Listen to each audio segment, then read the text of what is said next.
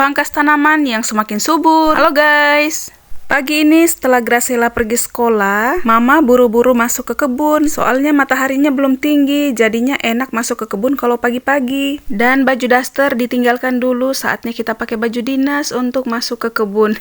Dan tanaman yang paling subur di saat musim hujan itu adalah tanaman mayana. Seperti di video-video sebelumnya yang pernah Mama jelaskan, kalau mayana ini bagi kami orang Toraja itu adalah sayuran. Dan kenapa Mama harus memangkas? Karena coba lihat, tanamannya sudah pada rimbun dan pada numpuk-numpuk semua. Karena memang sekarang sudah masuk musim penghujan, jadinya tanaman itu semuanya pada tumbuh subur.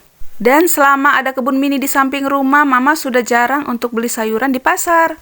Oh ya, tanaman yang ada di polybag ini, berapa pohon itu adalah tanaman cabe katokon kalau kita bilang orang Toraja itu yang cabe sangat pedas. Dan bergeser kita lihat ke atas pohon, buahnya banyak kan? Pepaya mini yang jenisnya warna kuning gitu. Dan di sebelahnya ada percabe-cabean dan terong-terongan. Karena lama musim kemaraunya, jadi sempat daunnya itu pada jatuh-jatuhan, pada kuning. Dan karena musim penghujan sudah datang, jadi tanamannya terselamatkan. Sedikit cerita, jadi ini tuh pohon cabai yang dulu kakek tanam waktu kakek ke Manggarai. Dan sudah berapa bulan ini kami sudah tidak pernah lagi beli cabai-cabean karena cabainya sudah berbuah. Bergeser sedikit ke bawah dan ini dia adalah pohon kacang. Tapi Mama kurang tahu ini daun kacang apa karena yang tanam kemarin itu nenek. Sayur mayana ini Mama pangkas terus dibuang. Lah kok dibuang? Iya, dibuang ke sebelah pagar supaya tumbuh lagi. Soalnya makan tiap hari sayur ini ya bosan juga. Dan kenapa harus dipangkas? Supaya nanti tumbuh tunas-tunas baru yang masih muda. Mau bagi sama keluarga dan tetangga itu mereka nggak tahu makan. Karena yang mereka tahu tanaman mayana itu adalah bunga. Dan di antara beberapa tanaman Mama yang tumbuh itu ada satu pohon yang tidak kalah suburnya, yaitu kumis kucing. Jadi Cela pikir tempo hari namanya kumis kucing berarti kumisnya kucing yang nempel di pohon. Dan waktu itu pohonnya masih kecil, kita mintanya dari tetangga. Sekarang sudah tumbuh subur.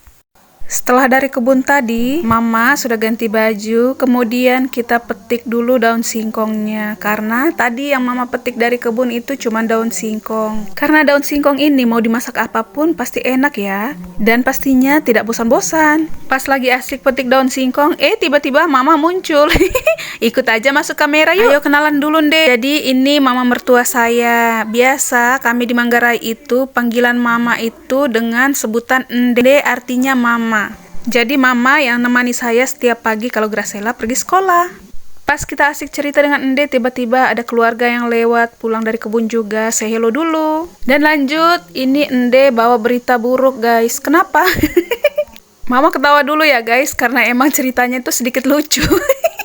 Jadi ceritanya itu Mama ada pelihara mentok. Mentoknya itu menetas, anaknya ada 13. Wow, Mama senang sekali kan? Cuman sayangnya pas musim hujan, jadi satu persatu anaknya mati. Jadinya sekarang tersisa tinggal satu. Jadi bapaknya juga kemarin sempat lumpuh. Akhirnya pada ini kita potong sekalian.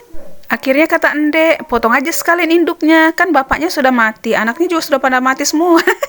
Tapi jangan coba-coba. Graciela mana mau, pasti dia menangis lagi. Yang kemarin aja itu bulu bebek itu sampai disimpan. Dan pagi ini yang Ende cerita itu tentang ayamnya. Kenapa? Karena ayamnya juga bersamaan netas dengan bebek kita.